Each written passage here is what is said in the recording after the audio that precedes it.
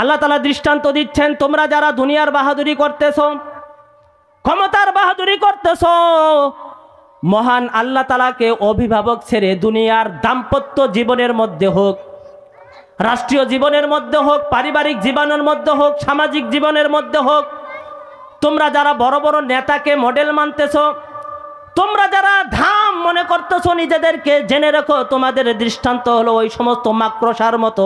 কিসের মতো? মাকড়সার মতো। মাকড়সা যেমন নিজে অহংকার করে আর বলে যে দেখো আমার কাছে এমন শক্তি রয়েছে যে আমি যদি একটা বাসা বুনি, একটা ঘর তৈরি করি, দুনিয়ার কোনো ইঞ্জিনিয়ার আমার ঘরটার মতো ঘর তৈরি করতে পারবে না। কথা বলুন ঠিক কিনা? আমরা দেখেছি অনেক কীটপতঙ্গ, তারাও যদি বাসা করে, পাখি যদি বাসা করে, খড়কুটোর প্রয়োজন হয় কি না? অন্য যে কোনো কীটপতঙ্গ হোক, তারা যদি বাসা বানাইতে চায় তাহলে অন্যের সাহায্যের প্রয়োজন হয় কি না? একমাত্র মাকড়সা ইত্তাখাযাত বাইতা, মাকড়সা বলতেছে আমি যদি বাসা বানাইতে চাই, আমি শুধু লাফালাফি করব, এমন সুন্দর বাসা বুনিয়ন করব, এই বাসা কোনো ইঞ্জিনিয়ার তো দূরের কথা, বাংলাদেশের পৃথিবীর কোনো মডেল, কোনো তারকা, কোনো ইঞ্জিনিয়ার এরকম বাসা বানাইতে পারবে না। কথা বলুন ঠিক কিনা? এমনভাবে মাকড়সা যেমন অহংকার করে আর বলে আমার বাসার দিকে তাকাও, দেখো কত অত্যাধুনিক বাসা, তোমাদের মিসাইল দিয়ে আমার বাসাকেও ধ্বংস করতে পারবে না। অর্থাৎ মশা যদি এদিক দিয়ে যায়, আমার বাসা মশাকে ক্যাপচার করে ফেলবে, মাছি যদি এদিক দিয়ে যায়, আমার বাসা মাছিকে গ্রেফতার করে ফেলবে। আমাদের ঘরে এই সমস্ত মাকড়সার বাসা হয় কি না? হয় কি না? ঠিক তেমনিভাবে বিগত সরকার নিজেকে মনে করেছিল মাকড়সার মতো। দেখো আমি কত বড় বড় পাহাড় করেছি, অট্টালিকা করেছি, রাস্তা দিয়েছি, ডিজিটাল বাংলাদেশ করেছি, অত্যাধুনিক বাংলাদেশ করেছি, মেট্রো রেল দিয়েছি, পদ্মার ব্রিজ দিয়েছি, কে আমাকে ঠেকায়?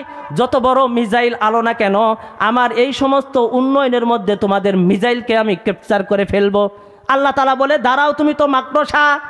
৩৬ জুলাই, ৫ আগস্ট তোমার এই মাকড়সা নামের বাহাদুরিকে, নেতাগিরিকে আমি এমনভাবে দুমড়ে মুড়তে উঠতে তোমাকে ফেলাই দিব।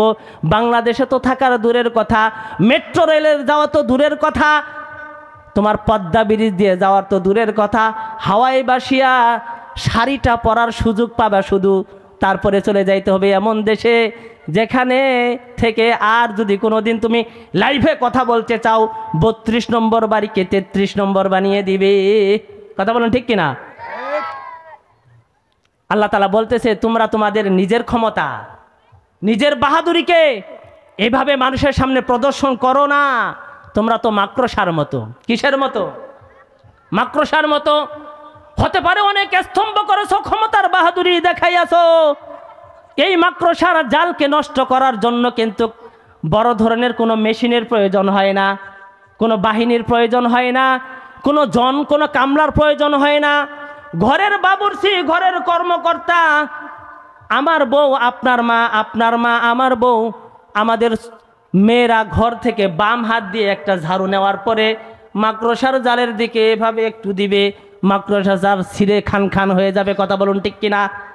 আল্লাহ তাআলা বলতেছে তোমরা তো মাকড়সার মতো, তোমাদের জালকে আমি মহান আল্লাহ রব্বুল আলামিন হালকা করে একটা ফু দিব, একটু নাড়া দিব। যাদের কথা তোমরা ভাবোই নাই সেই ছাত্ররা এমনভাবে গণ অভ্যুত্থান করবে, তোমাদের মাকড়সার জাল খান খান হয়ে যাবে। মেট্রো রেল, ডিজিটাল বাংলাদেশ, এত উন্নয়ন তোমার জন্য কিছুই করতে পারবে না, কিছুই করতে পারবে না। কথা বলুন ঠিক কিনা? এদিকে ভেবে নতুন বাংলাদেশ গড়ার জন্য আপনাকে আমাকে কি নিতে হবে? শপথ নিতে হবে। কথা বলুন ঠিক কিনা? আজকে আলেম ওলামা, পীর বুজুর্গ দিয়ে ছেয়ে গেছে বাংলাদেশ, তারপরেও বাংলাদেশ যদি ইসলামিক দেশ না হয় তাহলে দেশ হবে কোনটা ইসলামিক দেশ? একটু জানতে চাই।